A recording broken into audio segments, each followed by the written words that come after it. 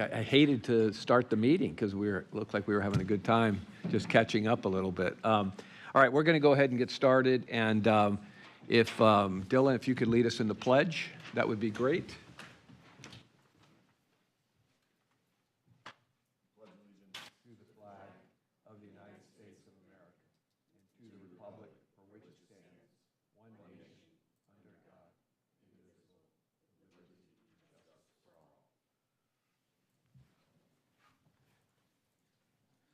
So just a couple things.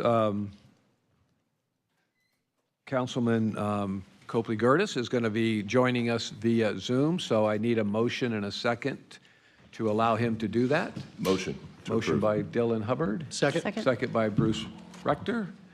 All in favor, say aye. Aye. Any opposed? You're in with us for a couple hours. Nice to have you. Thank you. Yeah. Thank you. Thanks for joining us.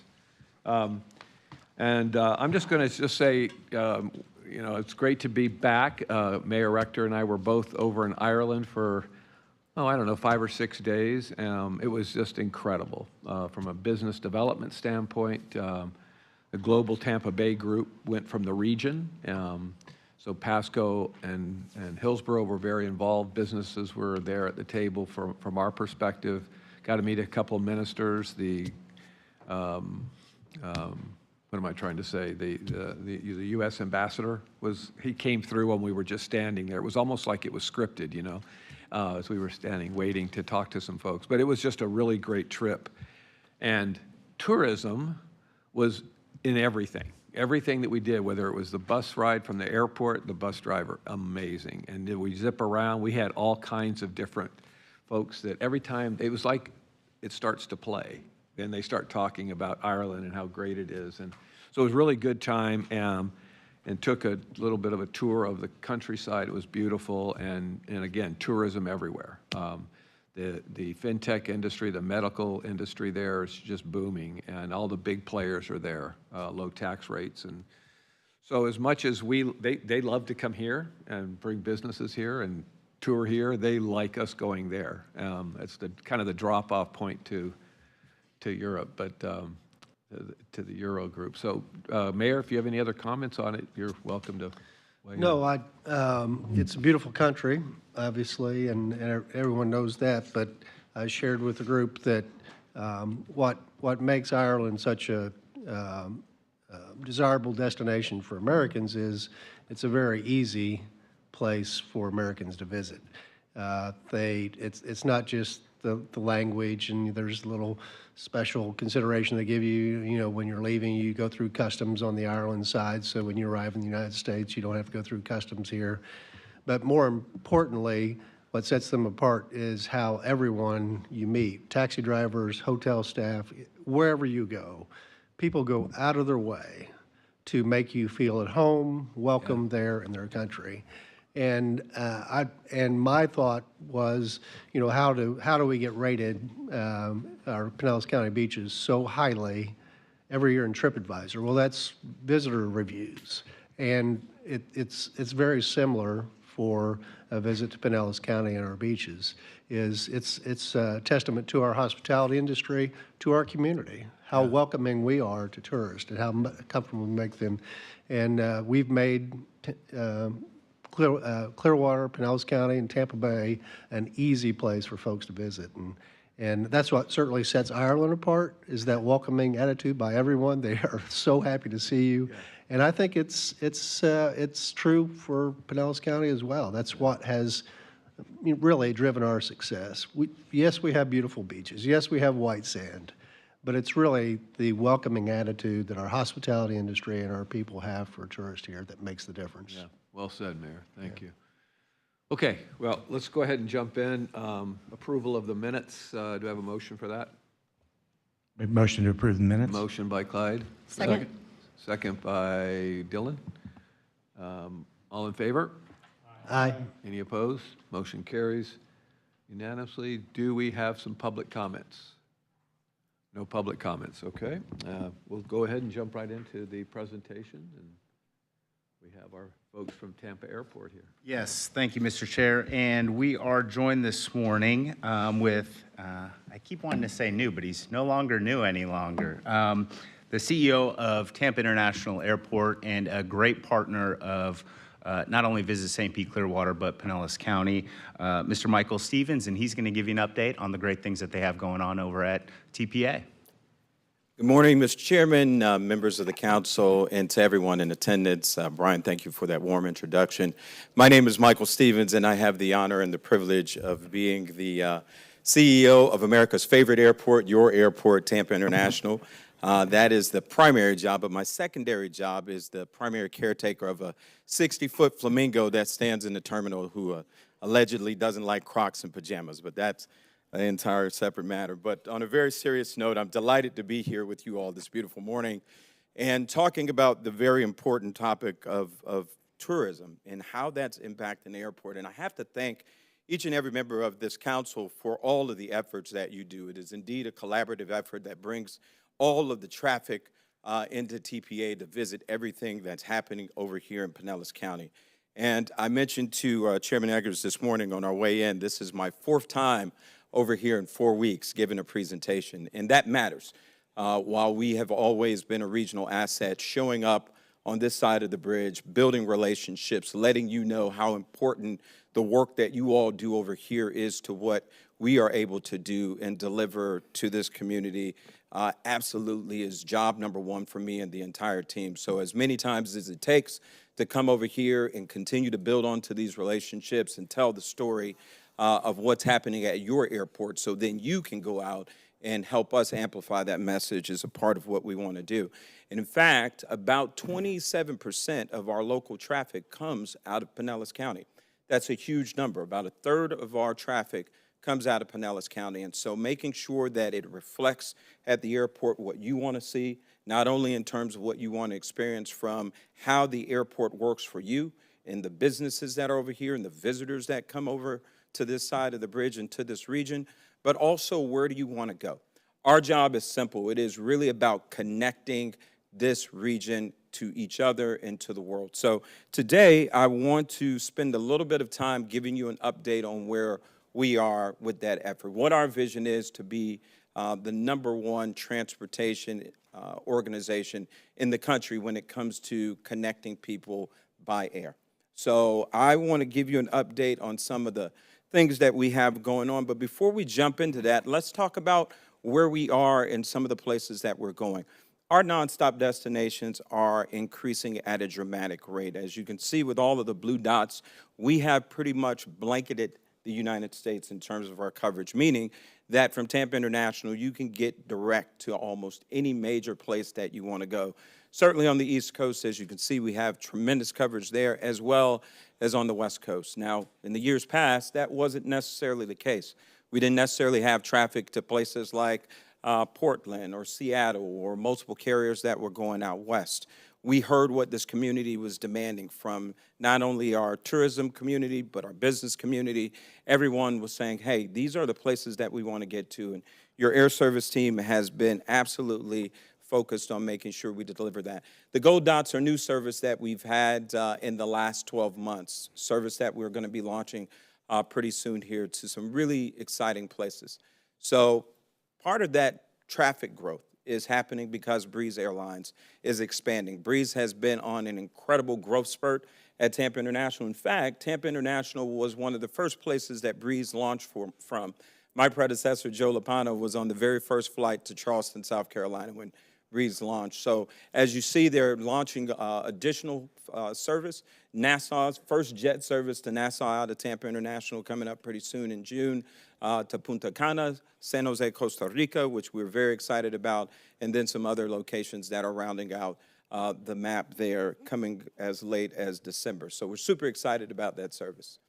And many of you have just come back from across the pond. I know Mayor Rector and Commissioner Eggers just came back from Dublin. Well, we are also expanding the offerings by British Airways. And as many of you know, British Airways has flown out of Tampa International for a few decades now, but it's always been to London Gatwick, which is about an hour out of the city center. So now London Heathrow is going to be the new direct location for British Airways, and it's going to be on a brand new Dreamliner aircraft offering the first-class product coming out of Tampa International ever. So it is going to be outstanding. It's going to be a top level of service, and it's going to be even more convenient. Now, I want you to think about that for a moment. When you just think that Sir Richard Branson was here not too long ago with Virgin Airways launching direct to Tampa from Heathrow.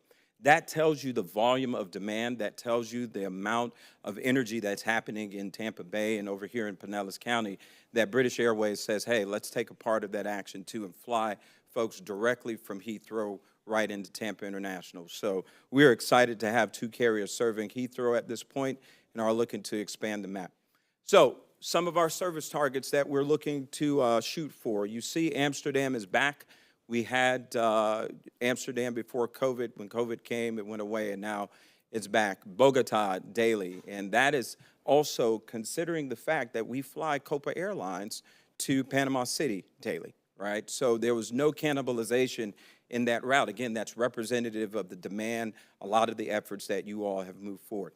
Dublin, the team just came back from Dublin. We had a team on the ground speaking with Aer Lingus about creating direct connectivity to Dublin. Lima, Manchester, and Sao Paulo are a few other places that we are aggressively looking to get direct connectivity to. And this is going to stimulate not only business, but it's continuing to stimulate all of the tourism that we're seeing happening over here within our region. Now, the vision to support all of this growth is what I want to spend a couple of minutes talking about. And that's what many of you have been seeing or perhaps hearing about, which is Airside D. And Airside D is going to be our newest international terminal and our first terminal over the last 20 years, our most recent terminal since Airside C was built about 20 years ago.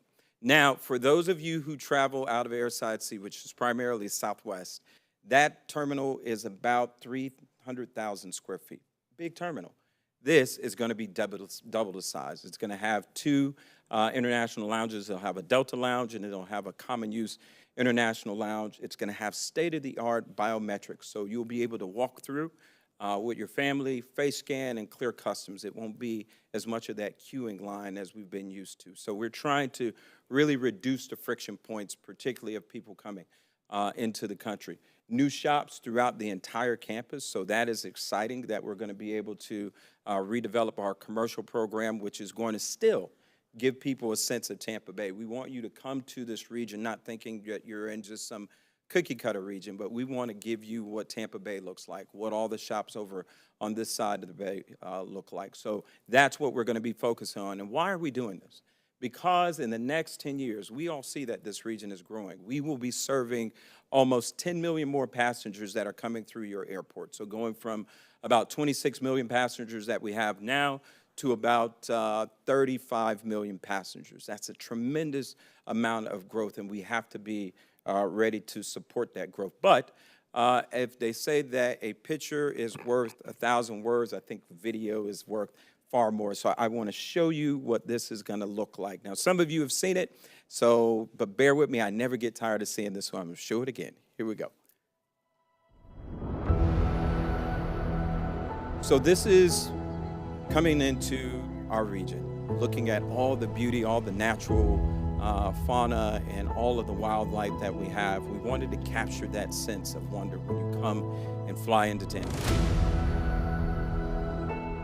We want to show not only just our beautiful beaches, our retail shops, all the excitement that's happening. Then you get to your airport, Tampa International, and that space right there is where the magic is happening right now. That is the footprint for Airside D. And a lot of that work has already started. A lot of the foundational work is in place right now, and we literally just went vertical with steel this week, including elevator cars. So it's moving ahead of schedule and ahead of pace. It is going to be a tremendous facility full of technology, full of light. It's going to show off this region. So when you come in, there are going to be ceiling to floor-to-ceiling glass that you can see right there. That's able to capture all the beauty of the bay in this region. We're going to have glass jet bridges, so if you have visitors coming into this region, they can see what Tampa Bay is about from the moment that they step off.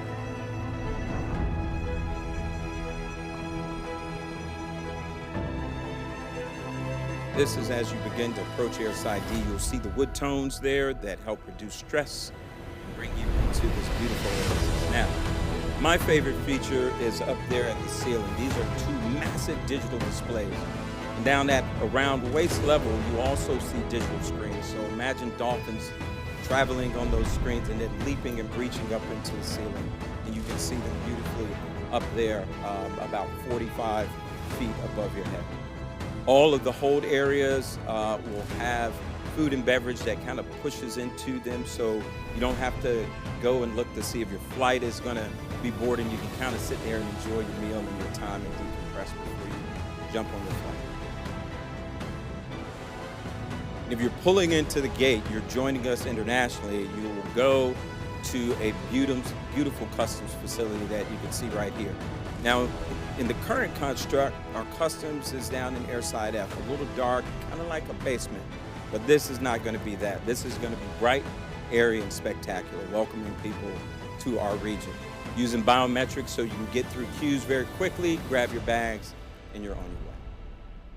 This is what this region can expect. This is the vision that we have to continue to stimulate the growth that we are seeing here, all the work that you're doing here. This is going to be the crown jewel, a lot of those efforts. And the folks that are coming to visit Pinellas County from around the world, this is what you can welcome to. This is your Airside D. So that is what that looks like. And that is the vision for Tampa International, to connect the region to something spectacular, all the things that are happening here. But I will also say this, as many of you have heard me say, while we can bring people in at 600 miles an hour, while we can connect our region to the world and the world to our region, part of the thing that I want to do, part of my vision as CEO, is to begin to help connect us to each other. So I live in North Tampa, in the new Tampa area. I left my house an hour and 40 minutes to get here, and I just got here 10 minutes before it was time to start, right? What does that mean? We, as a region, as leaders in this region, have to look at how do we do a better job in connecting our region to each other. It makes no sense for folks to come into a beautiful Airside D, they fly into here, and then it takes them an hour to get across the bridge to your beaches. It takes them an hour to get downtown if the Lightning are playing it. So a part of my vision is leveraging the airport on fixing that, and I believe that we can create a connective point at Tampa International, something I call a multimodal air mobility hub.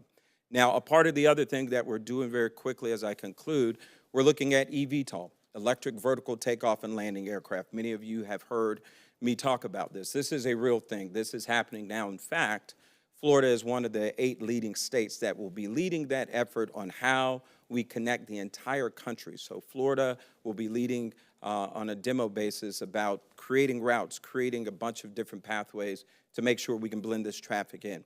So my vision is to have a multimodal center where we have multiple modes that connect, including eVTOL. So I want to show you what that vision looks like. Now, keep in mind, this is just exploratory. This is just saying what is possible.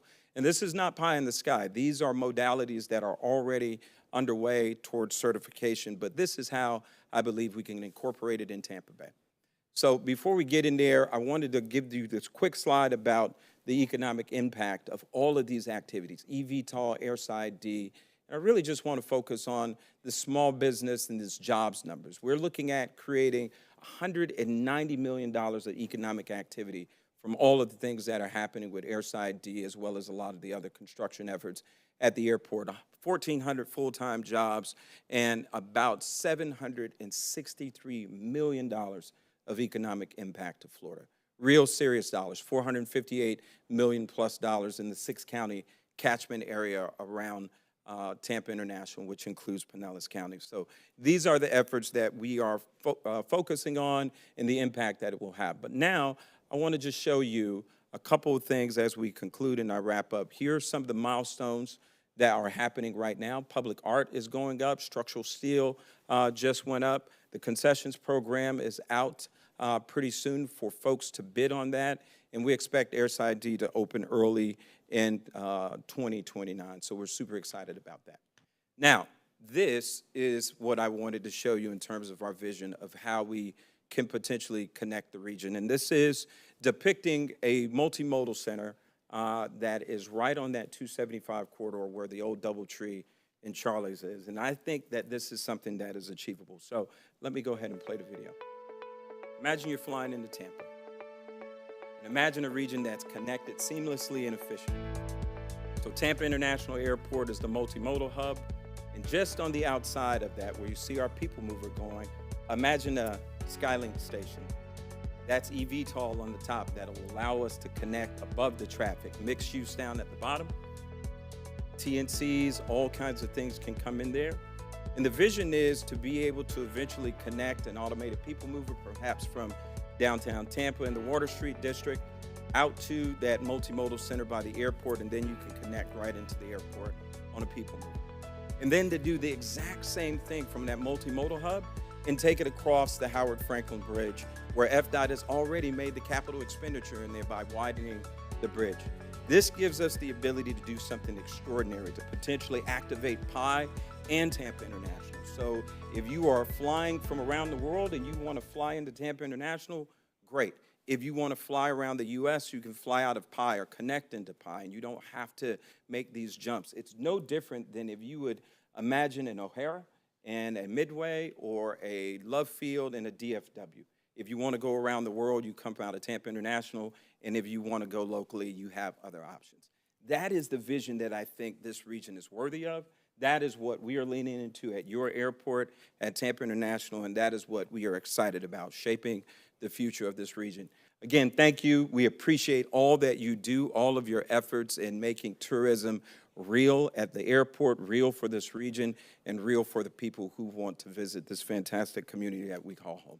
Mr. Chairman, I am concluding my remarks and happy to take any questions that you may have. Thank you, Michael. And we heard there was some new stuff in there. I just heard a lot of it, but it was still refreshing to hear all of that again. So thank you for the message there. Anybody have any questions for Michael? Yes, go ahead, Chuck. Thank you, Mr. Chair. I think we all in this body just want to congratulate you. You've taken over Tampa International Airport from Joe and done a fantastic job to bring Airside, the new Airside, and what it's going to look like. It's something to be proud of for all of us in Tampa Bay. So I just wanted to reach out for this organization to say thank you. Thank you, Mr. President. Appreciate that. Do you have something, Mayor? I'd just like to thank you for a great report and all the growth. It's really, we're continuing to grow our tourism in Pinellas County, and I think we're going to continue to do that over the years. So air service, as you pointed out, the third of it coming from Pinellas County is really important too. So it's what you do is critically important to the success of our county and tourism. And what you said there at the end, I think, is really important. Because of some time constraints, I had to fly Allegiant to Knoxville, Tennessee, to stay there for 2 or 3 days before I went to Dublin. And then I went straight from Knoxville to Dublin, and then Dublin back to Tampa on Delta. So I had to make that transfer from Tampa International to come back to St. Pete Clearwater International Airport to get my car.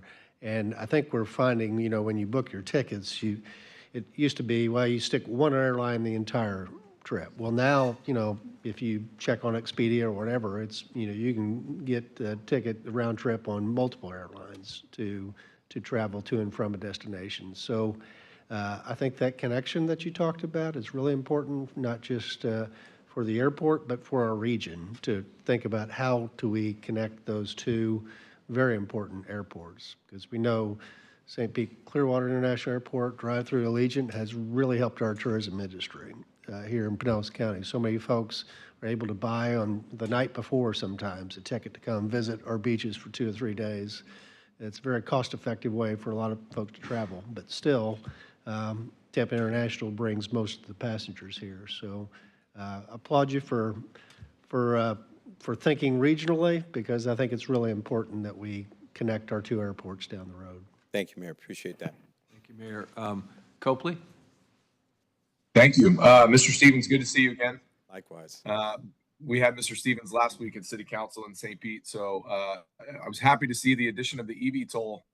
You know, what I would say is St. Pete is trying to lead here at Albert Whitted with EV toll, and so we've done a master plan. We've put a commission together, and so I would echo what Mayor Rector said. It's critically important to make sure that we're connecting the airports, but I think just like it's important to get into downtown Tampa, it's important to get into downtown St. Petersburg too. And I just wanted to, you know, let you know whatever we can do to partner to make sure that we're working this together, because St. Pete really is trying to lead when it comes to EV toll and making sure that we're one of the first in the state to activate. We've looked at where we can have it already on our runways and what that might look like, and so we're going after funding. And so whatever we can do to partner there, we want to make sure we're connecting, because I would agree with Mayor Rector. Connecting those airports and our hubs is critically important in multiple different ways. I love the multimodal and the regional thinking. I told you that last week when we spoke. And so however we can partner there, selfishly from a St. Petersburg perspective, please don't hesitate, because we're really trying to lead from the front there. And thank you so much for the presentation. Thank you, Councilman. And let me just say, if I may, Chairman, just very quickly to the Councilman's point, we are definitely locked in on City of St. Pete. In fact, most folks in here are aware, but some may not be aware, the very first commercial flight in the entire world happened between St. Pete and Tampa. So as it relates to eVTOL, our vision is to recreate that, but now the very first eVTOL flight from Albert Whitted over to Peter O'Knight. So we are working on that. We've already done a lot of our route studies, and that is going to be a absolute thing that we're leaning into. So stay tuned, Councilman. Love that. Dylan Hubbard, please. As a little bit of a marketing nerd, I was just wanted to take a second and congratulate you and your team for the success you have. So much so that as the CEO coming to that podium, you led with the social media marketing efforts that you guys do. So it's really impressive, making national headlines and such from your social media efforts. It's impressive what you guys have done. Well, I appreciate that, Mr. Hubbard. And I would be remiss if I didn't give a shout out here to the folks that are at the tip of the spear of making that happen. That's Veronica Cintron, my Vice President of Communications and Strategy, and Josh, who is Phoebe's day-to-day handler with the rest of our team. So they are the ones that make the magic happen in marketing and comms. But thank you for those kind remarks. Yeah, that vertical transportation system sounds wonderful, as long as you don't let Commissioner Latvala drive any of those things. Alex Hyder, he was amazing. Everywhere we went, people were asking the question about that connection nonstop from Tampa to Dublin. Yeah. A lot of meetings over there that he was doing outside our group, but so just really great. And he was a good ambassador as well for your airport. That regional discussion's a really big deal. And as you're probably aware, we're trying to merge our MPOs and have that discussion about regionalism and how important it is on many facets, on many fronts. And so, I'm just going to ask you, what are your thoughts as to that regional component? I know what you feel about regional connectivity on transportation, which to me fits right into the MPO model and how we can work together. I think, I appreciate that question. I think it's absolutely critical for this region for us to speak with one voice. Federal dollars are getting more scarce. There is a lot of competition out there, and the regions that are getting the lion's share of those dollars are working collectively. They are working to make sure that all boats rise. Not everybody is going to get 100% of what they want, but that's better than getting 100% of zero, in Michael's opinion. And so I think if we can move towards that from a planning standpoint, from a competitiveness standpoint, and then last but not least, from solving some of these real intractable issues of transportation, I see a vision where when we look at it from a regional standpoint, we don't have necessarily 3 different separate transit agencies in the 3 counties that would make up the MPO. You can have one large transit agency so you can allocate resources. You can go for funding at the FTA level. You can do a lot of things, the same things that I'm talking about with PI and Tampa International. And last but not least, that multimodal idea that I just shared with you, imagine cloning that same type of structure and dropping it in Caroline, and then connecting from there down to wherever, whether it's with new technologies like Waymo, or if it's Glideways, or a number of different things that are out there. That is our future. I believe that's a future that we're worthy of. And Chairman, to your point, I think a regional MPO will help shepherd that into a reality. Yeah, well, I just want to take that opportunity as we try to shepherd the thought process in this area and how important that is on many levels. So thank you. And also a shout out to your social media. Veronica's amazing. Josh, it's nice to meet you as well, and the work that they're doing, because all of that attention and just information flow, and it's good stuff. So thank you again for being here. Thank you, Last Chairman. chance, anybody? Well, thank you again for being here, and appreciate your being here in our offices again for a second time in less than a month. And I know that you're a regional facility, and so I think with the MPO discussions, it's extremely important that be recognized, and hopefully it will be. Well, Chairman, we appreciate you and everyone on this council's support. So thank you all. Enjoy the rest of your day. Take care. All right, well, that was great. That was a treat. We'll move into the destination metrics. Eddie, oh, there he comes.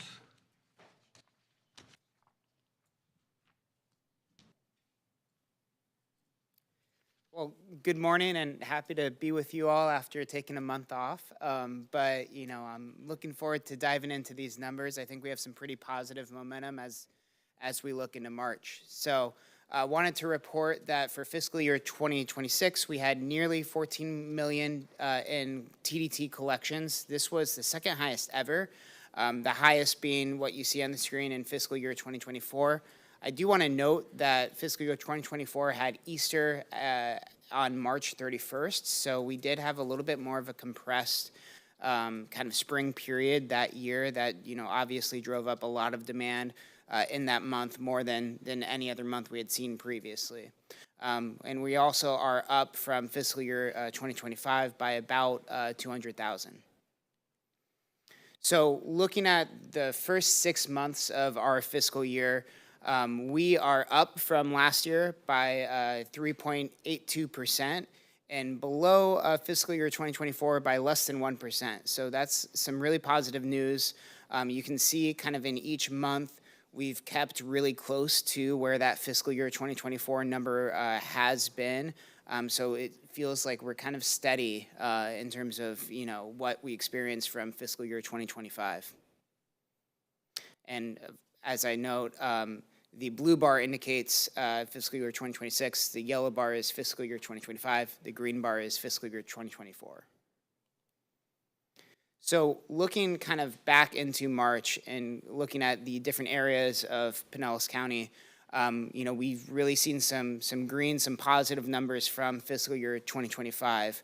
The two that I kind of want to call out are Clearwater and St. Petersburg. But where the areas are red in general, it has been kind of still that displacement demand in those specific areas. It's positive to see, though, that we've really had some sustained demand from fiscal year 2024 in Clearwater, St. Petersburg, Dunedin, those different areas. So, while we might be down a little bit from last year in Clearwater and St. Petersburg, I think we can really see some positive sustained demand over the past couple of years from those key tourism areas. And obviously for our vacation rentals being up 16% from last year, we really have seen that area of our community kind of come back and generate some strong tourism demand.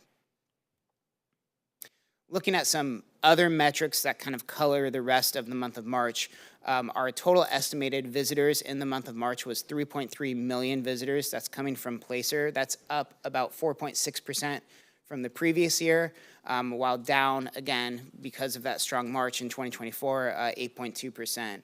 Our hotel occupancy has remained really steady for the past 3 years. That tends to be a very consistent number with 84.1% in the month of March.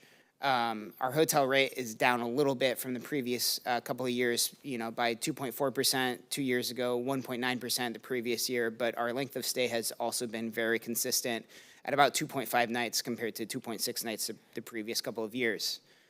In terms of the vacation rental side, we are seeing the rate increase quite a bit from the previous couple of years, over 10% in both years. The occupancy is up over 7% from the previous year, but again, that March demand in 2024, we're below by about 4.3%.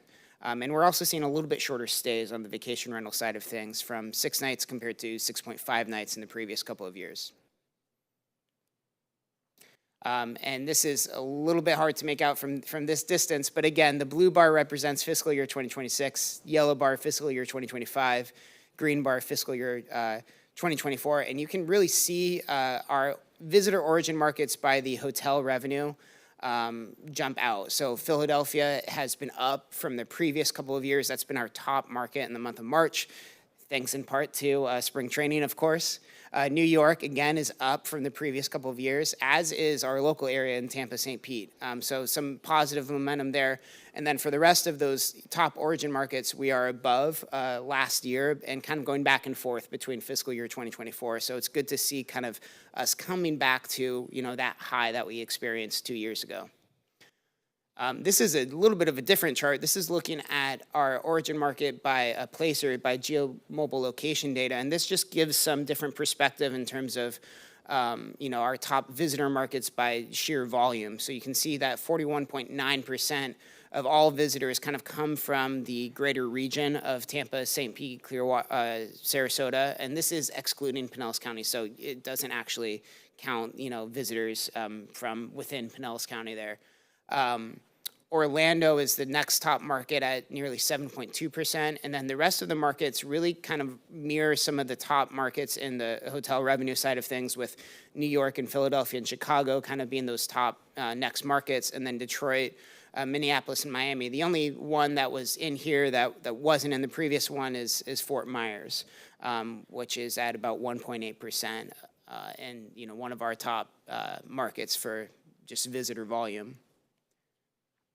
Jumping ahead to what we expect over the next kind of couple of months here, we think that April is going to be really strong. We see that hotel nights was better than fiscal year 2025 as well as fiscal year 2024.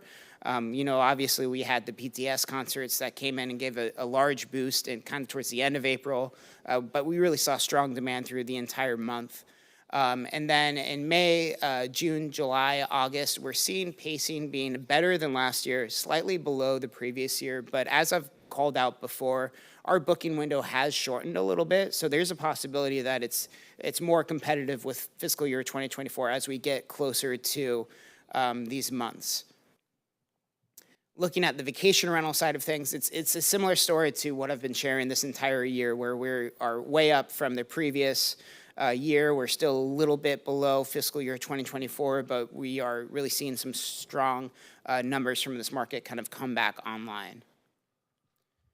And then the last thing I just wanted to leave you guys with was a little bit of survey data. We receive the State of the American Traveler each month. We're actually able to filter this to just the survey responses that are likely to visit or recently visited St. Pete Clearwater. In this case, I pulled just the survey responses that are likely to visit the area, you know, thinking about that forward planning. 70% of those travelers say travel is a budget priority.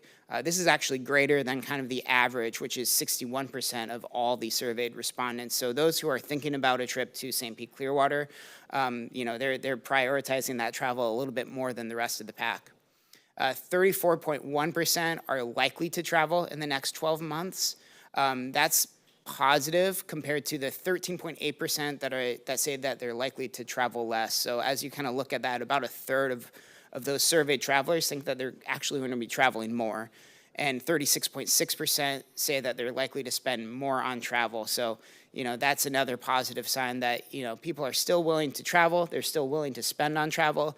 And it's a much smaller percentage of the surveyed audience there that say that they're likely to spend less on travel, only 16.3%. I know I've been brief, but I'm happy to take any questions. Any questions? Yes, Dylan.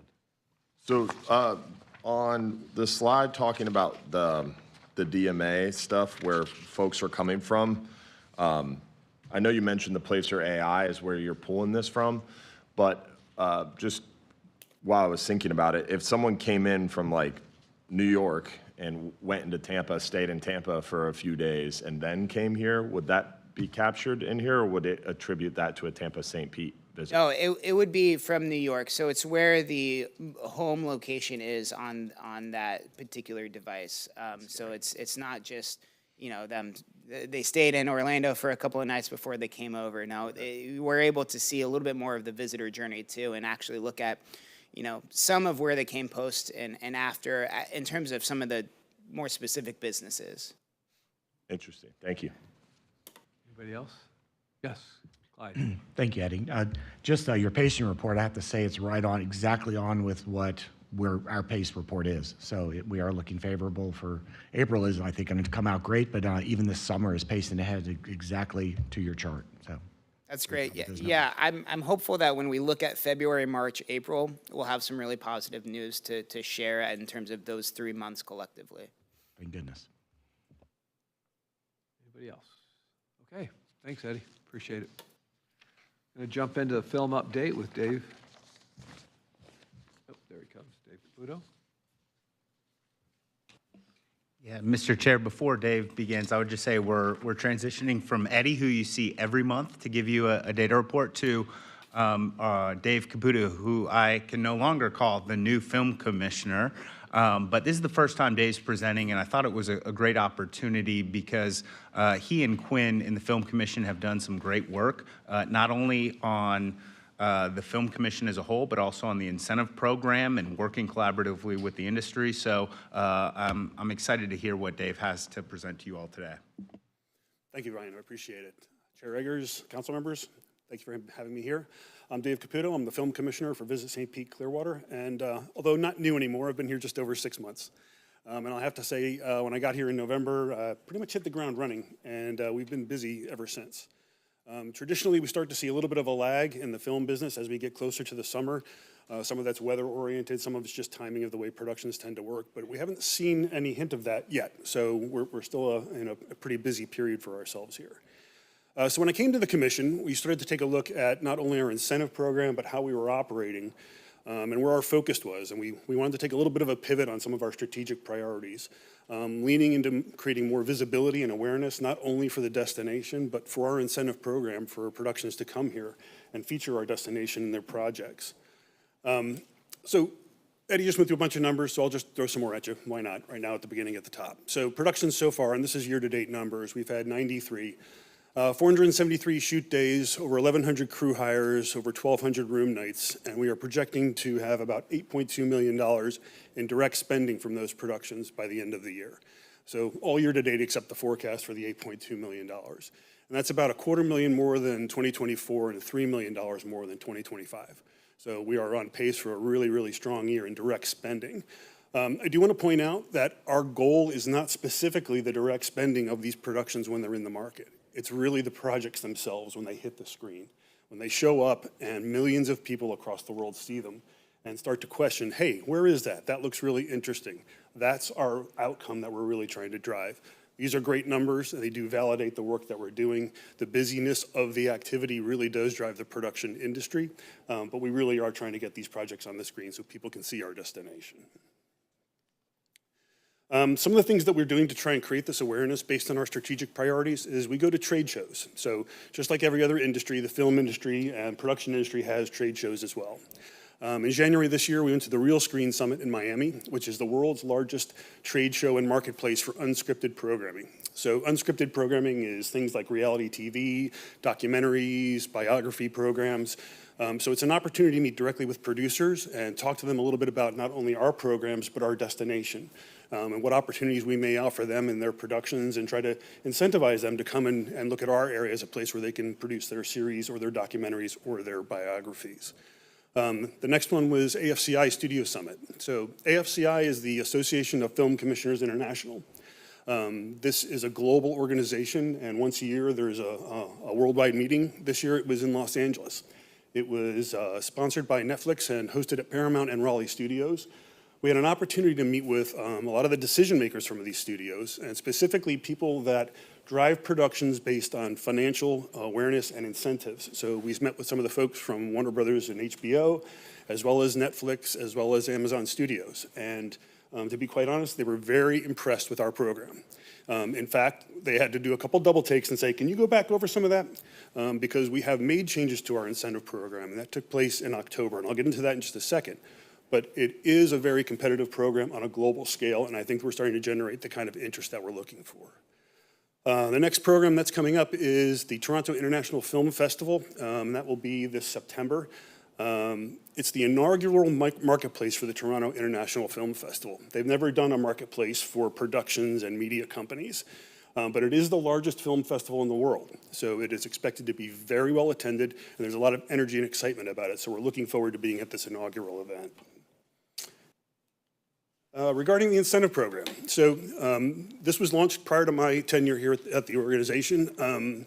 Quinn and the team did a marvelous job in trying to create a competitive program that would be recognized and be desired by the production community. We launched it in October of 2025, and we've had an increase of 125% in applications year to date for that program since 2025. For fiscal 26, we are anticipating and allocated almost $1 million in incentive funding against a budget of $1.025 million. So we have a roadmap here to where we are going to get to a full spend for 2026. And we also have allocated already into 2027 over 50% of the funding at $610,000. So we're starting to get ahead of this. We're starting to see a little bit of a flywheel effect of how we build a little bit of a tempo around our program and keep the productions coming in. It'll also help us to make better decisions about the productions that we do want to incentivize, because our goal here is to have high impact programs, not just quantity of programs. We want high impact programs. And we need to create the balance between large scale productions and small scale independent productions. All of them are important, but we want to make sure that we're focusing on the most high impact programs for our destination. A couple of things that have happened recently. So Mermaid, this is a film that was shot in the area in 2023. So 3 years ago. It was just released in April of this year, did a limited release in some very small theaters and boutique theaters. It was actually did a screening at the Beach Theater, which sold out back in April. I didn't get a chance to see it yet, but I hope to soon. Since that time, it has been picked up by AMC Theaters and is now being featured nationally. The entire film was shot in St. Pete Beach. It stars Johnny Pemberton, who is a stand-up comedian, as well as Kevin Nealon from Saturday Night Live, Robert Patrick, Tom Arnold, Kevin Dunn, and a few others. It's an interesting program. It's a little bit of a dark comedy, so if that's kind of your thing. It's very entertaining. You'll enjoy it. If it's not your thing, you might not love it, but it's a really interesting program and does feature the destination quite a bit in the entire production. Again, this was shot in 2023, so almost a 3-year life cycle from when the project was executed to when it actually showed up on the screens. There's some behind the scenes here from this program. So part of our incentive program is that we get deliverables from these productions. It's a little bit of a marketing partnership. So we get the behind the scenes photos, we get interviews with the cast and crew, and these are things that we can use to market not only our destination, but to other productions as they're looking for places that they might want to do their next shoot. Most recently, The Statement. So this was a large-scale production filmed at the Don Cesar in St. Pete Beach. This was in early April. It's directed by Academy Award winner Tom McCarthy, starring Paul Rudd, Paul Giamatti, John Turturro, Amy Ryan, Evan Peters, and actually a whole lot more. This is probably one of the larger productions that have shot in the area in over 10 years. This is going to be a Sony Pictures Classics release, and it should be a worldwide theatrical release. The film was shot just this past April and will be released by the end of the year. That is their target. So it shows a little bit of a context here between these different productions on their life cycle. We had Mermaid that was shot 3 years ago, just released. The Statement was shot just this year, and they hope to have it out before the end of this year. This project will get a worldwide theatrical release before it goes to streaming and DVDs and things of that nature. But we anticipate this entire project being one of the best marketing opportunities we have, not only for our program, but for the destination itself. Sunscreen Film Festival. So just last week, we wrapped up the 21st Annual Sunscreen Film Festival. There were 270 films that were shown at this festival. Just a couple of the kind of destination metrics here. We had workshops and panels, about 17 of them. We had over 29 states represented, some non-local cities represented, over 186, 4 different countries, direct business sales at over $1.4 million. So the Sunscreen International Film Festival is one of the largest film festivals in our area. But one of the things that's very interesting about this festival itself is they run kind of year-round networking events for producers. They are in a constant state of kind of this getting energy around the program and the festival and the competition itself. So we're in a constant state of taking entries for their film festival, and it is certainly garners a lot of attention in social media with over 600,000 views on many of the pieces of content that they've sent out. So I went through a lot very quickly. I'm happy to take any questions, but that kind of comes to the end of everything I was going to present here today. Thank you, Dave. Appreciate it. Any questions for Dave? Yes, Chuck. Thank you, Chair. So we're going to talk about the budget here in a few minutes, and your budget's flat for this coming next fiscal year at $1,212,000+. You and your group you're doing great work, and to get this, you're giving the money out, which is even more important. Too many times we end a fiscal year and we see this leftover money. I know we're trying to be good stewards of our money, but we are ultimately a marketing organization. So thank you for marketing our organization via the Film Incentive Program. When we come back here next May for 2028 budget, what do you, if you can ask for some more money, can we get more productions? I mean, tell me what you see in the future in the films. Thank you for the question. I think if I try to foresee the future in 2028, we're looking to grow the program. I think you're going to get to a point where there's not more production to get, but higher quality of production that you're going to want to try and market to. And so if I try to look into the crystal ball a little bit, is our opportunity to create visibility and awareness for larger scale productions that can have higher impact. It's not about more quantity, I think it's higher impact productions. Some of those productions, our incentive maybe not nearly as attractive as some state level incentives. So it's something we're gonna have to take a look at over the coming year and see what interest we're able to garner and to see what incentives we're able to apply and get those types of productions here. But I'm looking for a growth rate at somewhere in the high single digits to low double digits on a year-over-year basis. But it can't grow in perpetuity. At some point, we have all the production that we're going to be able to handle, either that by infrastructure and locations or just by capacity for the area to handle those types of productions. So it's not going to be a vertical growth curve. It's not going to be something that we're going to see like that. In fact, that might be something that would be very difficult for us to manage. I think something very consistent, very planned out, and something that allows us to focus on larger impact productions is what we're going to be looking for. Financially, those larger impact productions tend to cost more to produce and therefore may cost more to incentivize. So we may have to discuss whether or not we have the right amount of funding on the incentive side of it for those larger productions, but it's not going to be a quantity story. It's going to be how much value can we extract from those larger productions when we do incentivize them. Thank you. Great answer and great job this year with your team. Thank you. Thank you. Thank you, Chuck. Anybody else? Okay, thank you. Thank you. Dave, All can I right, meet now you in we the get- middle with that clicker, Dave? Yeah. Now we get to go on to that exciting topic of budgets, messaging. So Brian, you're up.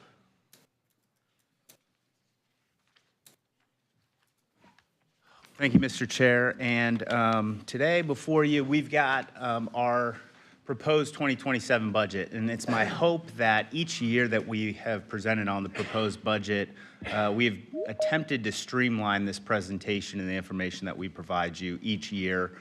So I welcome feedback that you all have. You had in your agenda packet the full budget electronically. You have before you on your desk the budget book as a hard copy that you can flip through.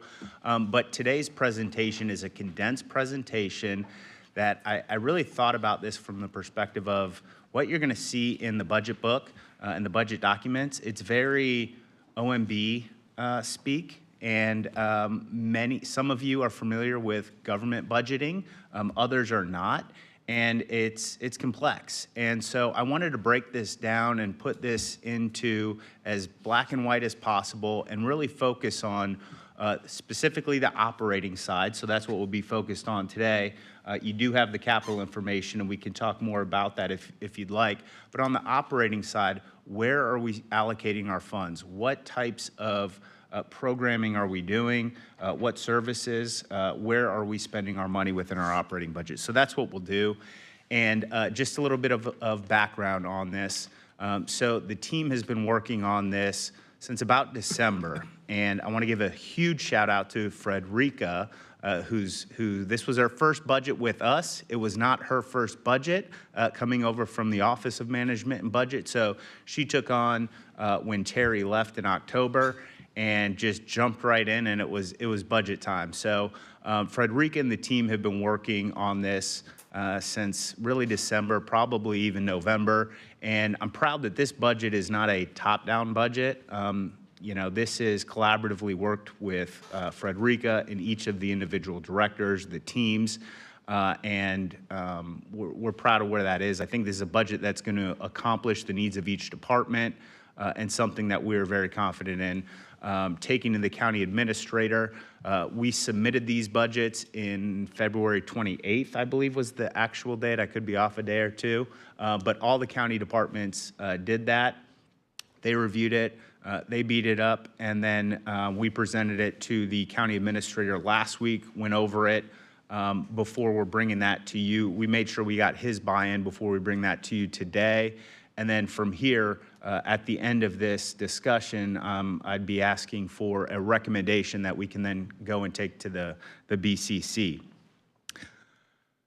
So this first one, I just wanted to show historically, I think you'll see in the next slide, this year was the third year in a row where we have been, it's been an administrative directive from the county administrator that all departments that report to the county administrator submit a flat budget. And so just like every department, we did that. And I wanted to show this chart to you. This is from 2015 through 2025. We don't have 26 on there because we don't know the collections. The only number that we would have is the budget. What I want to show you is the blue line on the left is the collection of TDT. The orange line in the middle is the adopted budget for our operating budget for our department, and the green line on the right are the actuals. And what you see is that as TDT has grown, so has the budget. However, in every single year, we have fallen short of what we received in the budget as opposed to what we actually spent. So while this is the third year that we're seeking a flat budget, we're actually spending more than we ever have. So I wanted to show that and put that into perspective before we jumped in. So a couple of the budget highlights for the proposed 2027 budget. Again, we mentioned the flat budget. We came in flat at $49.029890 million, and this is actually $3,100. We came in $3,100 under that flat budget, and we did this without reducing any of our service levels. So we did have some reductions in memberships, travel, training, promotional activities, and these aren't going to have any impact on our operations. These are looking through the budget. How can we budget better for travel? You know, I know everybody wants to get a CDME every year, but things happen and you're not able to. So how do we prioritize who has the opportunity to do that? Some of these memberships that we have a number of memberships. Many of these oftentimes are required to participate in certain trade shows or do business access to certain clients. We took a look at each of those memberships and really wanted to make sure, hey, does every individual need to have a membership, or is there a group membership that we can save some money on? Do we have a membership with this organization because we plan to go on a show and we actually didn't, and we can get rid of that? So these are not going to impact our service delivery. You can see we do have in 2027 $500,000 in there to maintain the arts tourism program funding, and FTEs remain flat at 50. So how do we get to a flat budget? So obviously there were some required increases to internal county operational costs, inflationary increases. So we had to find some cuts there, and these are those cuts that we found. But I would note these are not these are gross reductions. These are not net reductions. So these $247,000, in addition to cutting some of that was allocated to other areas of the budget, such as advertising and marketing. Breakdown of expenditure. So you have 2026, the current year, the level for each of those, and then on 2027, what we're proposing. And this is what I talked about, where in your budget book, it doesn't break it down this black and white, for lack of better terms. But I wanted to show you exactly where the money's going on the operational side. So you see here, marketing. This encompasses advertising and promotions, PR communications, as well as digital and data. The personnel, that's the people. Business development, all the sales teams. Business support, that's some of that back-end administrative things. Elite events has its own line item in there. That's something we would look to change in the future probably, but that remains flat. Community relations, tax collector, they are not, we're not expecting them to increase their costs. Arts tourism remains flat. And then in the executive side, that's the budget that we use for, I use for travel, conferences, as well as the missions and shows that we take our commissioners to. We've been able to look back at the last few years, what have we actually used, and made some decreases there. So overall, marketing, personnel, and business support are all getting some increases, and then the decreases come on business development, community relations, and executive side of things. This is just a breakdown of where that money goes, so you can see it visually, but you can see a majority of that is going to the marketing side of things, as well as the personnel, and then elite events and the business support there. This is a breakdown of the incentive and funding programs that we have. So these are the big ones. We just heard from the Film Commission about their incentive program, elite events, sports is broken out there. Chambers has remained flat. This is the money that we provide the 13 chambers that through agreements to fund the operations of their visitor centers and to market the destination. Meetings and conferences, what we use to incentivize group business, and then the arts tourism program there. What we did not include in here was capital funding, just because that is coming from the capital side, and that will change every year based on the projects that have been recommended by you all and approved by the Board of the County Commissioners. And those will be paid out sometimes on the back end, sometimes over multiple years. So that'll constantly change. And if a project does wrap up early, more projects are approved, we can always seek a budget amendment for that. So before I get into next steps, one thing that came out of the meeting with the discussions with the county administrator, we looked at ways that we can support other departments with our needs. And one of the things that we have, or with our resources, one of the things that we have is the beach nourishment. And obviously, that is a priority for the tourist development tax. And we have 0.5% that's allocated towards beach nourishment. There are two positions over in Public Works that what they do is they manage the beach nourishment, and they're two coastal management positions. Without them, we have nobody overseeing the beach nourishment and implementing the beach nourishment projects. So we did discuss if there was an opportunity to support those two positions through the capital side from that beach nourishment portion of the TDT, and that was something that we thought made sense. I don't have details yet on what that would look like, what those amounts would be, but I did just want to mention that because that did get raised at that meeting, and that's not included in the budget that you have before you. So today we'll be looking for a recommendation from you all. June 10th, I will present to the Board of County Commissioners at their BIS meeting with the other departments in July. Every department, as well as the constitutionals, will all present their budgets to the BCC. We'll have a discussion there. The administrator will take the feedback provided by the board during those BIS meetings, put together a proposed budget that he'll recommend to the board in July, and in September, the Board of County Commissioners will hold 2 public hearings and adopt the 2027 budget. So hopefully that was helpful to you all, kind of broke it down in simple terms, and I would welcome any questions that you all have and discussion and areas of improvement.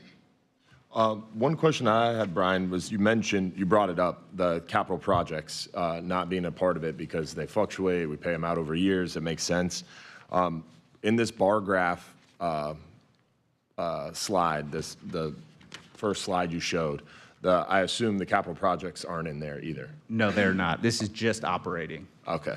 So, because what I'm looking at just offhand, I mean, back in 2015 and even into 16, what we budgeted and what we spent was pretty close relation to our TDT income. Whereas nowadays, the last 4 years specifically, we are well below that. Is that because of the capital projects?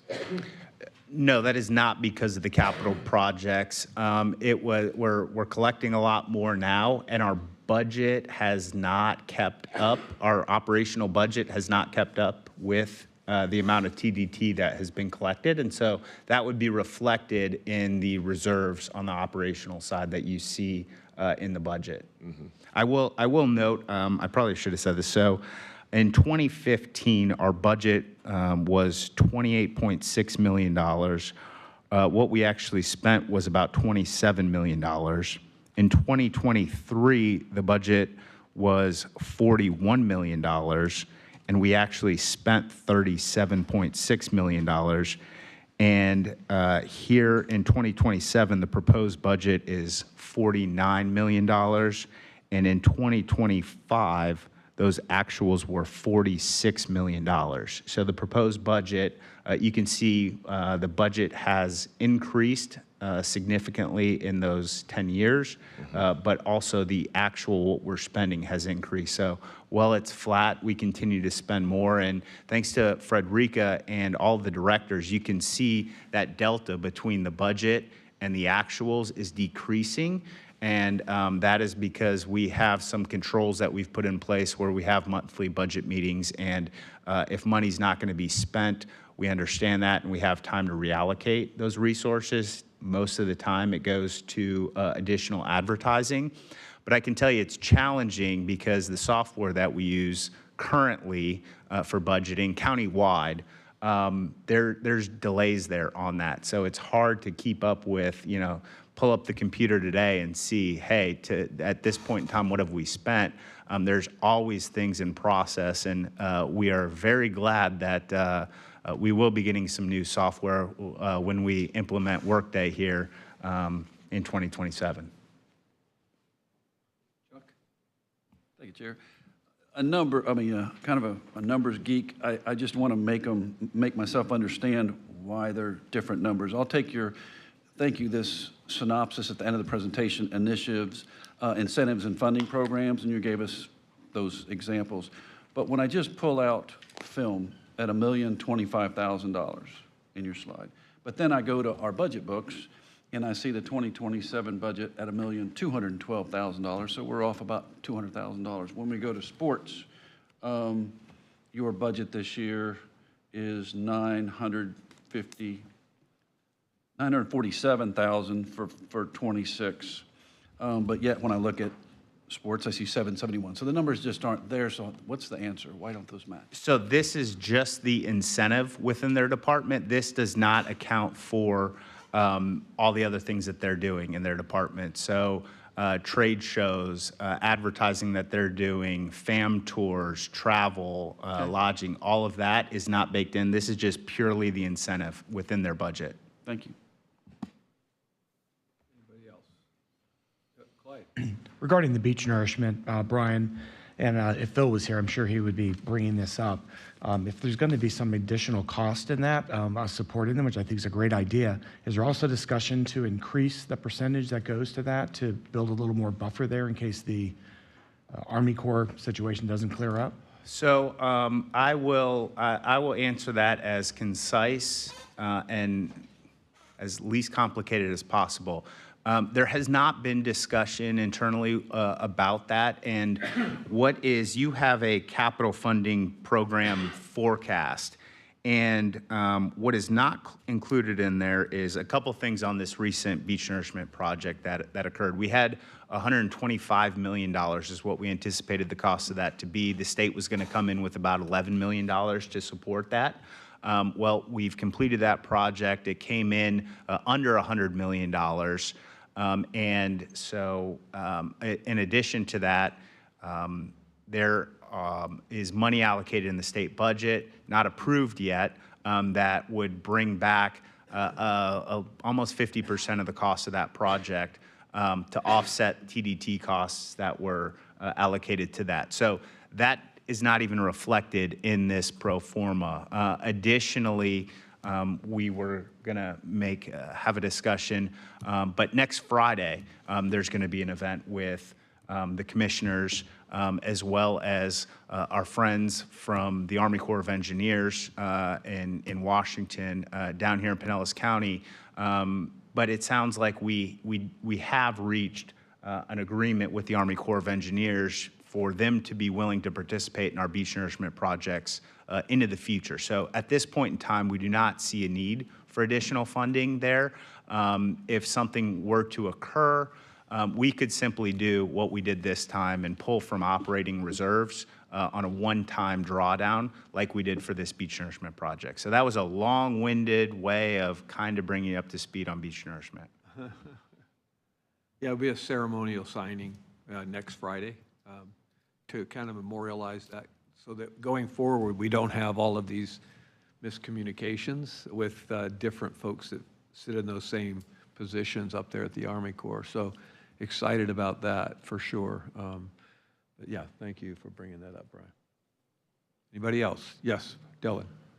So to be clear, you're saying the problem that's been ongoing with Army Corps seems to be reaching resolution? Yeah, it Nice. does. Yeah, and again, I would have expected some balloons or fireworks or Yeah. something. Well, Did I miss the them? balloons and fireworks are coming next Friday. Oh, okay. Yeah, yeah, and until it's signed and everybody's there, we've I like gotten your a little style. bit skeptical Yes, and sir. gun shy. But, between our staff, between, obviously Brian and Kathleen and their efforts, our state representatives and our federal representatives, Anna Paulina Luna has been incredible at shaking the trees up there and at least letting them understand where this kind of got off track. And so thankfully, I think we're there, at least we're hoping that we're there. And now we're just going to have that courage to ask for the money that we went out on our own and spent and try to get some of that back as well. I don't know how that's going, but we'll see. Just kind of a reimbursement piece. But anyway, we'll see how it goes. But next Friday, yeah, exciting kind of a little like balloons, as you say, celebration. So, yes. Question. As we do the budget up and we hear from our administrator, keep everything flat and all, we've had growth both in Clearwater, the number of hotel rooms, and St. Pete. And occupancy in those two areas are actually, as it showed, is down. But it's also because of the growth. Is there any efforts that we've looked at budget-wise to put in for those two pockets? And then we hear we're going to get more from the future in St. Petersburg or Madeira Beach, I think it was in the newspaper today. But are we looking at what else we can do? Because we got the growth in those two areas. We invested capital money into both of those areas, pretty heavy. Is there anything else we can be doing? That's one of my questions. Yeah, so I would point out the amount of advertising and marketing dollars that we have increased has been significant over the last 2 years. And that is, we've gone, in the last 2 years, we've increased the advertising budget by $12 million. So it's been a hefty increase on the advertising side, thanks to you all and the Board of County Commissioners for authorizing that. But in addition to those $12 million additional advertising dollars, with the new agency, I believe that we are utilizing those resources in a more effective and efficient manner that are going to produce results. So, yes. Okay, the second part of that, yes, I'd like to hear is in those two markets, there's new style of hotels. Mm-hmm. There's new, it's not all luxury, it's not all full service. There's different types of hotel. And so is there consideration of how we do market those with the ad agency and all in those two, and is that in the budget? Yes, so one of the things, and I wish Steve got stuck on the Skyway. Speaking of transportation, there was an accident on the Skyway today, and that's why he's not joining us today. But you'll see in our new campaign who we are targeting and those segments will stay in different styles of properties. And they have different spending habits and different travel habits, and that'll be reflected in our advertising. I would also say, as you pointed out, one of the things that makes this destination so unique and appealing in good times and in bad times is the diversity in the destination and the properties offered and the different price points offered. So that's something that we lean into and something that we benefit from when we talk to the trade. My second question is, how does this budget compare to like other TDCs in the state? When we look at our numbers and you go to destination marketing meetings and all for the state, is our $49 million comparable to Fort Lauderdale or comparable to others that are equal size that we are? How does that compare? Have we checked ourselves and how we spend our money, and are we doing more in marketing and advertising? I wish I could give you a very simple answer, but I can't. That's something that, quite frankly, I've struggled with as I've looked around the state at different DMOs to see their budgets, how they're spending their money, how they're doing things. There's not a one-size-fits-all. Obviously, we've got public DMOs, we've got private DMOs, we have P3 DMOs, and sometimes we're able to get that information and look it up. Other times, we're not able to access that information. The way that we title our funding or categorize our funding differs. So it's hard to do apples to apples. But what I can tell you from my discussions with my colleagues around the state is that we have a very extremely healthy budget for our operating side, but a very healthy budget for advertising side of things. Good, thank you. And just to that, kind of feeding off of that, what are we looking like on the reserve side for each of those groups, the capital operating? Yeah, so on capital, the estimate at the end of 2026, and keep in mind, this is still a moving target because there are a lot of things in play. One of the largest being the beach nourishment and what we receive from the state on that. But it's projected, the estimate at the end of 2026 on the capital side, we would end with a fund balance of $63.9 million. And on the operating side, it is projected that the ending fund balance at 2026 would be $172.8 million. And I know one of the things you're going to talk about a little bit is the Phillies deal. So, I mean, is that reflected in these numbers? Yeah, the Phillies, those are reflected in the capital. You'll see those are reflected in 2027 and 2028. That's not set in stone that those are the amounts, but those are the placeholders that we have in there for those 2 years to pay out on that. Thank you. And I would just say that, you know, we talk about the 60-40 split, marketing and capital. When kind of to Captain Hubbard's question that he raised on the TDTs increased, right now we are getting the largest percentage of that 60%. We've never received for our operating the true 60%. We're getting the largest percent now, and that's about 52 and some change % of TDT collections. So that's why you've seen those reserves on the operating side grow. And you'll obviously, if we continue at this pace, we would continue to grow those reserves on the operating side at about 8% of TDT collections, whatever the delta is between the 60 and our 52%. Anybody else? Any other questions? Just one thing real quick. I really, I think our commission listens to this group as much as we listen to anybody. The expertise, that gut feel that you bring to tourism is just incredible. And so when we start talking numbers and stuff, we're also taking into account what this advisory group tells us or gives, that you're feeling. So keep expressing them. I mean, maybe in conflict with the direction that we're getting, but just keep, that gut feel, because you guys know it, you feel it, you lived it, and it's really important to hear continuously from us. This is a bold group in the past, and I hope it's always going to be that way. So, so that's all I'll say about that. Anybody? Oh, you, Dylan? Go ahead. That's all right. You sure? Yeah. Okay. Hope that comment didn't stop. Okay. Go ahead. Ask one more, or say one more if I can.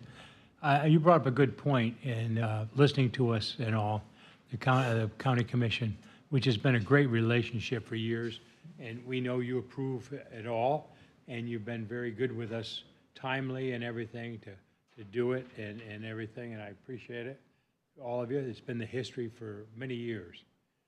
One of the areas that I'm going to bring back up a little bit is, we just heard that you and the mayor just came back from Ireland, and you did a business development trip to promote here and all. And we got some major projects coming up in Clearwater and some other areas of the county and all. And the other side of it is that tourism was discussed a lot in your trip and the conversation and everything. Can we be looking at a study or something to look at how can we do more? That business that comes into Pinellas County that starts a new business here, I think I read, is our new customer. They stay in our hotel. They bring meetings and all.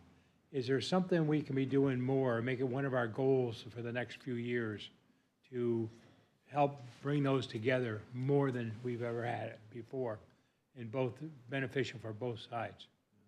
Well, it's interesting because we frequently talk about folks that visit here all the time. They're business owners, business leaders, and that's kind of their introduction in a way, in a kind of a weird way, kind of to this area. And they learn about it just visiting the area, and then they look into other opportunities. But I'll let you speak to that. I'll just add to David, to yours, is that lots of times that person that's here comes for a meeting or convention, Yeah. some association or something that they're seeing, exploring, and then they explore the next step. They like the place or they get a good feeling. So you're right on. Well, I would just make the comment, we wholeheartedly agree. And one of the things that has been a priority for the county administrator as well as us at a staff level is how do we do that? How do we work better? Because we know that connection's there. I did struggle to see what would really move the needle rather than just doing things to do them, what's going to make an impact. And so Dr. Johnson in Pinellas County Economic Development, as well as Mike Sweezy at St. Pete EDC, we have been meeting, and actually about 3 weeks ago, we did formalize some key areas that we're going to work on, and we're now meeting quarterly.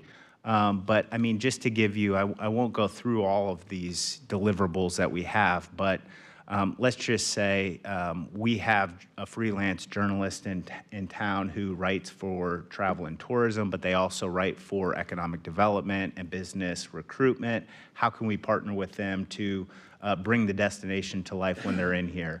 Can we put together some group incentives for corporations that are in Tampa Bay area? And I'm a Bull, so I like to use sports analogies. They talk about putting a fence around Tampa Bay and making sure that you don't let that football talent leave. Well, we want to put a fence up around Tampa Bay and make sure that those companies that are headquartered here aren't taking their summits and their annual meetings to a different part of the state, but they're staying right here in America's favorite beaches. So how can we create an incentive program that will only apply to them to make sure we keep that business here? Are there membership benefits we can do? When we have a conference, if it's a business conference, how can we communicate with economic development to bring them in and introduce them to the players there? So there are a lot of things that I think we can do, and we're committed to doing that. Yeah, if I might share, to your point, Russ, so for Economic Development Week, 2 weeks ago or so, I went by Monin Americas, which is here in Clearwater. They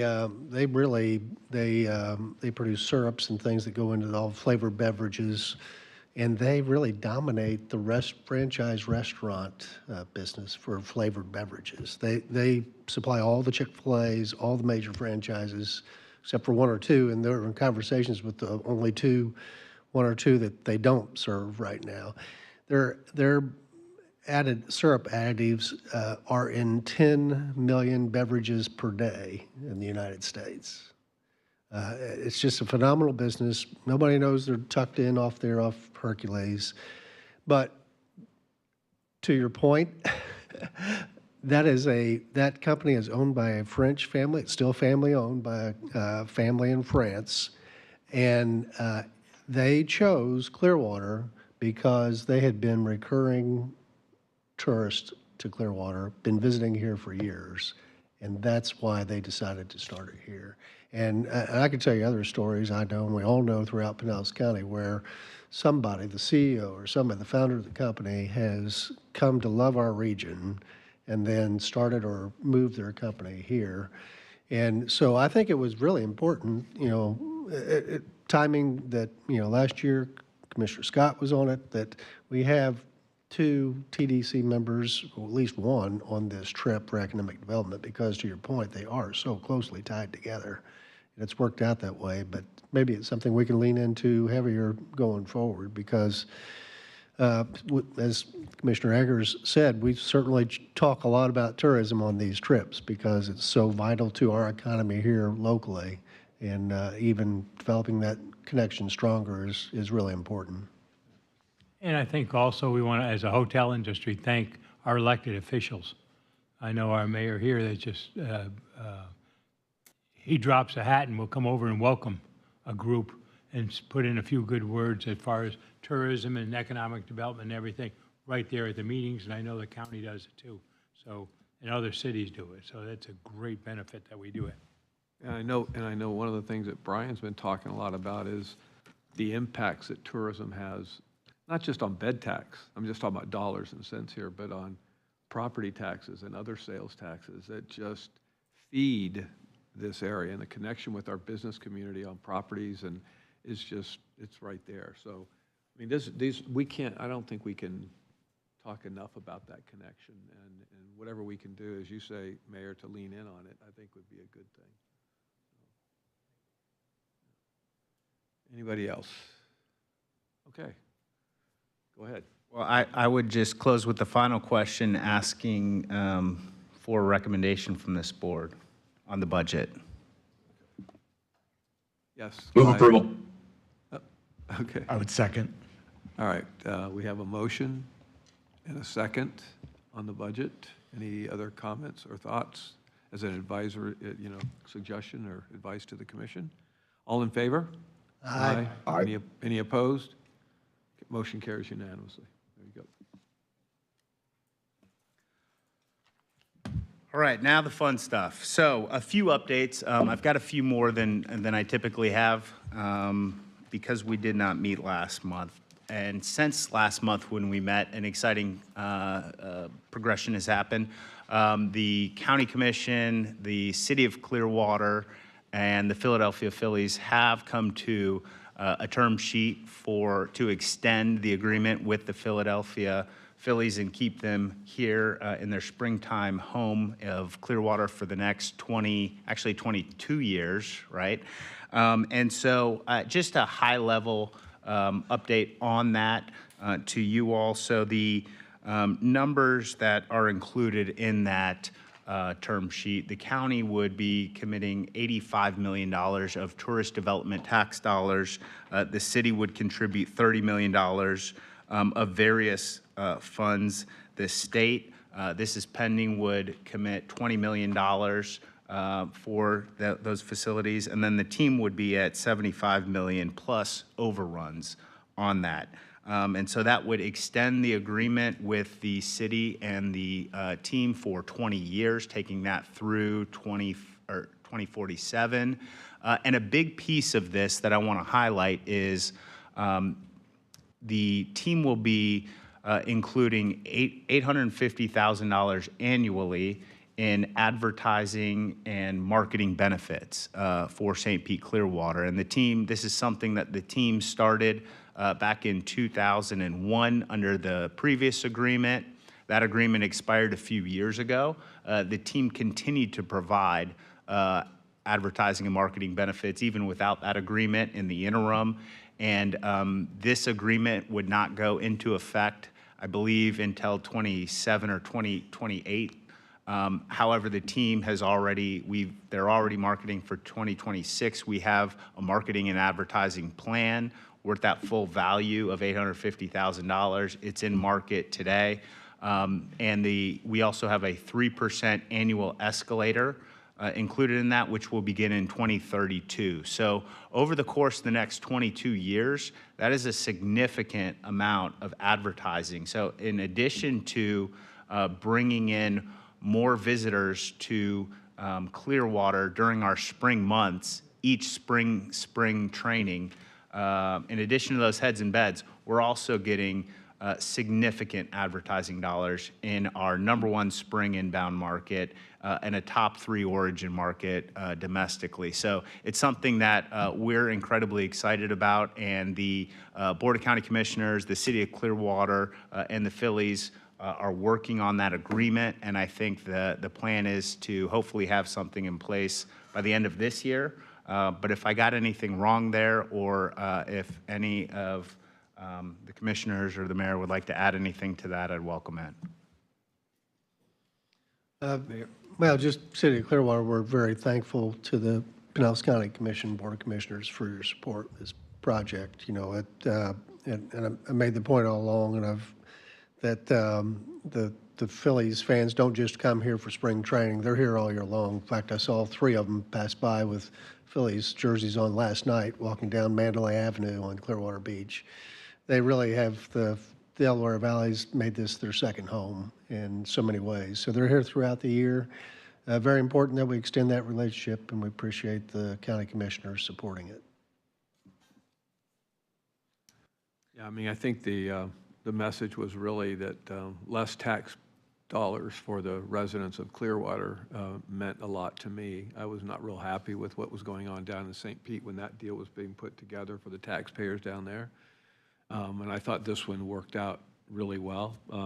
When you have a group that kind of comes to the table, when we had a disaster a couple of years ago, when they continue doing things that they don't have to do, it makes it easier to have that discussion. But the connection between tourism and what we're doing with the Phillies is, you know, you can't argue with it. I mean, it's real, and it's also, you know, we get these visitors down to it, a really critical part of our tourism season, and it adds to that diversity of activities that people can do here. So anyway, thank you for your leadership on that and your council's leadership as well, and to my colleagues.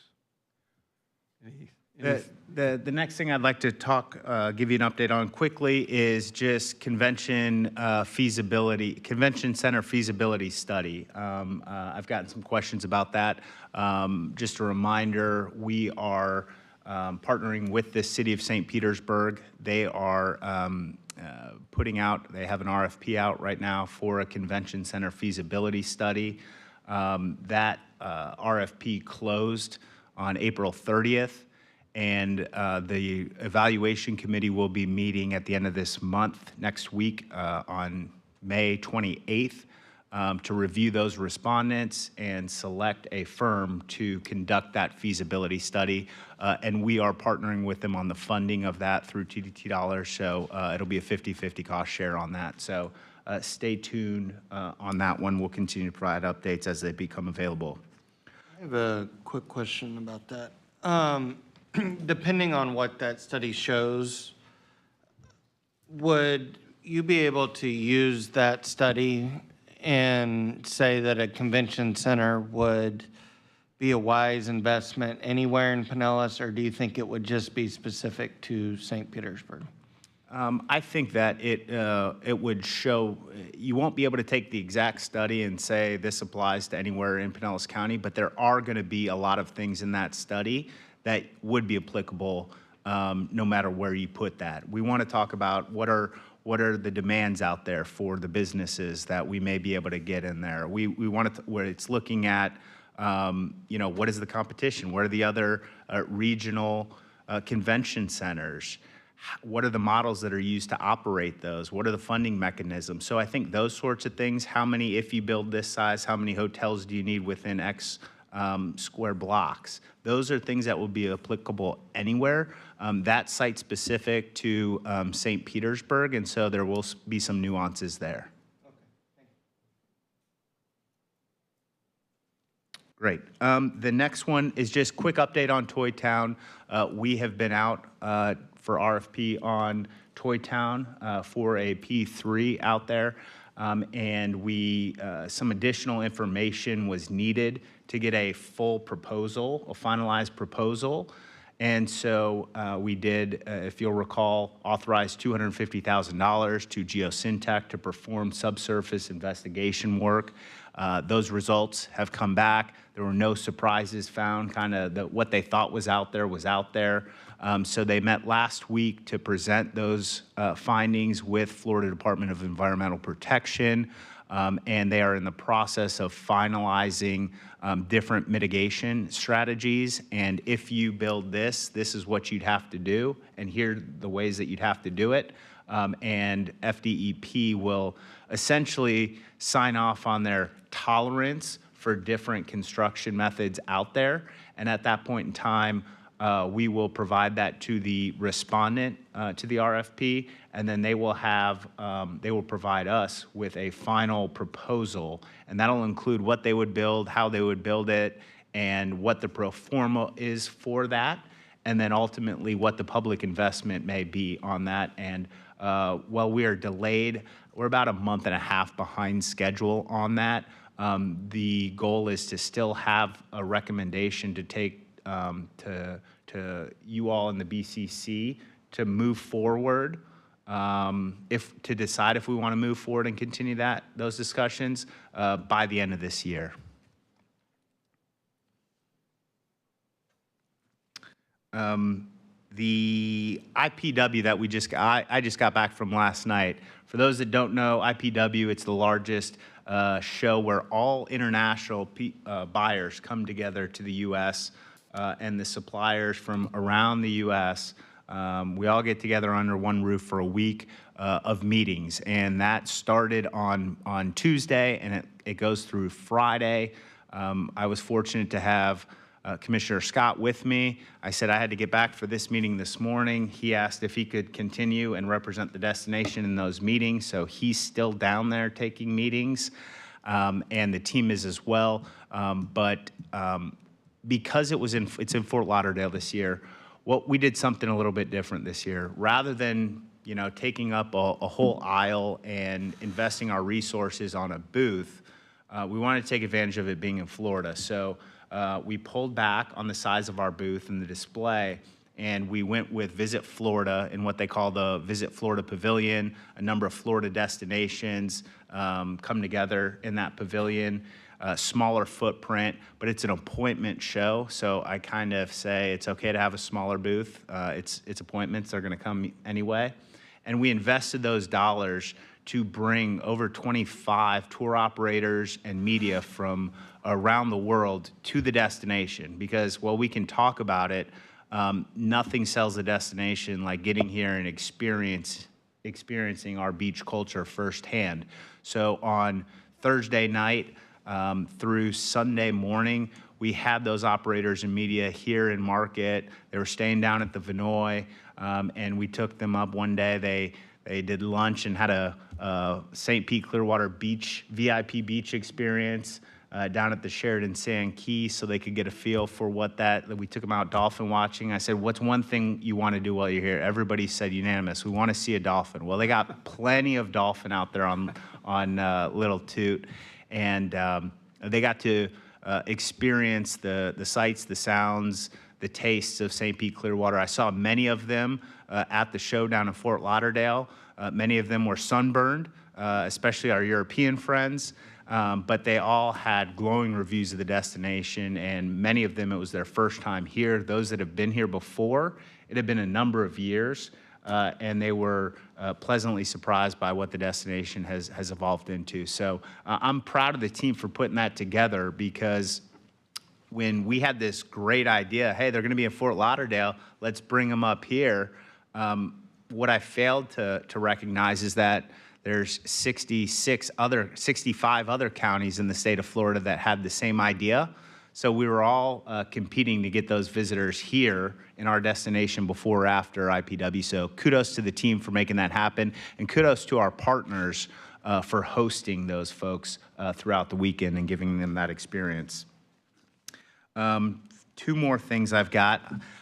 Just a staffing update. So you see in our budget book, something that we were very proud of is there were no vacant positions on there. And we've come a long way over the last 3 years at filling those positions. We've had a full team here for some time, but there are 2 openings on our team as we sit here today since that was printed. One of those is in the Sports Commission. We do have a Sports Commission Manager position that is open, and that is being advertised now. I know we're getting a lot of interest in that one. So we're going to fill that one immediately. The demand is there, and I know Caleb needs a full team to continue to bring those tournaments to the market. The second position is the Director of International Leisure Sales, and this position we are not advertising right away. Obviously, we're not asking for new positions. So every time that a position becomes open, we're going to review it and take a look to see, as a leadership team, do we need that position, or can we better utilize that position to get our job done? So we're in the process of doing that. It will be some sort. We're not going to take it and go from international leisure sales and make it a film position, but we are reimagining that position to see what that looks like. So that's the reason we are not advertising this at the moment. But I think in the next week, we'll have a clear understanding on the direction we want to go, and then we'll get that out on the streets to be filled. June 12th, biggest event of the year next year, the Ocean Race coming to town. June 12th is going to be a VIP Ocean Race kickoff. If you don't have it in your inbox now, you will be getting it soon, but it's going to be down in St. Pete. June 12th, it's going to be an evening event. I believe the reception is going to be down at the Dali. It's going to be incredible. We're just over a year out from the race coming to St. Pete Clearwater, and this is going to be a celebration of that. So hopefully you all will be able to attend. Our Board of County Commissioners will be invited, many of the dignitaries, all the dignitaries down in St. Petersburg, as well as key partners will be there. They're actually going to show, my understanding is, if you haven't seen the documentary on Netflix on the Ocean Race, it's incredible. Get your popcorn. Make sure you're sitting down. But it's amazing what they do, and I believe they're working on putting together a video for inside the dome at the Dali to bring that to life. So I'm really looking forward to getting down there, and I'm hopeful that you all will be able to join us. And then last but not least, I want to give a shout out to one of our very own tourist development council members, Mr. Clyde Smith, who last week or the week before, I'm losing track of time, at National Travel and Tourism Week luncheon hosted by the Tampa Bay Beaches Chamber, was named the Tourism Person of the Year for all the work and advocacy that he's done for the industry in St. Pete Clearwater and the business community during his time here. So we have last year's Tourism Person of the Year on the board. We've got this year's Tourism Person of the Year on the board. So they've set the bar high, and Clyde, I can't think of anybody more deserving than you. So congratulations. They say it's the company you keep, so thank you all. Mr. Chair, that's all I got. All right. Well, that was a great update on so many different areas. Thank you for that, Brian. And does any of the board members have anything they'd like to bring up today for the other board members? Yes, Trish. I was going to say, I attended all 3 days of the Country Thunder, and I was going to just commend the city of Clearwater for getting it and taking care of it for the St. Pete. So it was a great event, and I think we need more of those in the city of Clearwater. So thank you for doing that. Anybody else? Everything? Go ahead. I did have something, but it's been resolved. We had an issue with FWC fishing licenses and fishing access for our out-of-state residents affecting tourism, but we got news that from the state legislation that has been resolved, so no need to involve the team. I heard something about it yesterday, kind of working its way around, but good, I'm glad that. We have success. Good. Thank you. Thanks, Dylan. Yes, Chuck. Thank you, Chair. I had three things. And we've already discussed beach, so I don't want to beat a dead horse, but we have been worried about this, talked about this. It's dominated our TDC meetings for how many years now? Thinking of Janet Long and the team going to the White House, fast forward to all the folks on the BCC that have worked hard to make this happen. And my fingers are crossed, next Friday will be a big day, but since we won't see you until long after that's done, I just wanted to say thank you to everybody who was involved, from Kelly all the way up to making this happen. So it's just very important. We wouldn't be a tourist destination without our beaches, so by far, number one, it's what we were all concerned about. And Chuck, it starts with us too, this group here, yelling and screaming and, you know, how important beach renourishment is. So it kind of came from the top, and it comes from all of us here. When I say the top, I'm talking about our federal representatives. So yes, all of it working together. So thank you for that comment. Yeah, Congresswoman Luna, she did it. So the second out of 3 points was the same thing. Since I've been on this TDC, we've been talking about the Clearwater Phillies nonstop. How can we make this happen? The negotiations that have happened behind the scenes, thank you, Mayor Rector, and from the county's negotiating ability, we've gotten this done. So thank you to the staff and the BCC to finally getting this done, because it's been a long time we've talked about this. I'm glad it's checked off the box. And the last, but not least, is the people behind us here have worked so hard. People don't realize this budget book didn't just come off a computer. Tireless hours of spent by Brian and his team, and we don't necessarily recognize how much work it takes to do their job every day. Oh, by the way, you need to put in a lot of overtime to make this book happen. So thank you again to the entire team for putting this great budget together.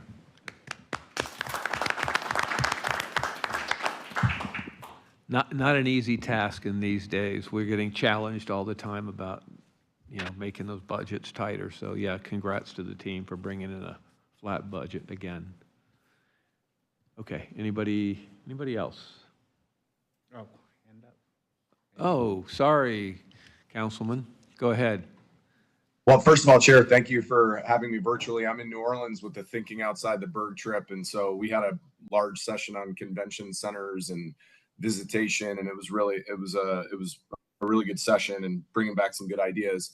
And then really what I wanted to say is I realized about halfway through the meeting that you guys had to look at me on an 8-foot screen during this entire thing. So I apologize that I put you through that. Great job, Brian, and the rest of the team on the budget. And again, Chair, thank you for having me virtually so I could participate.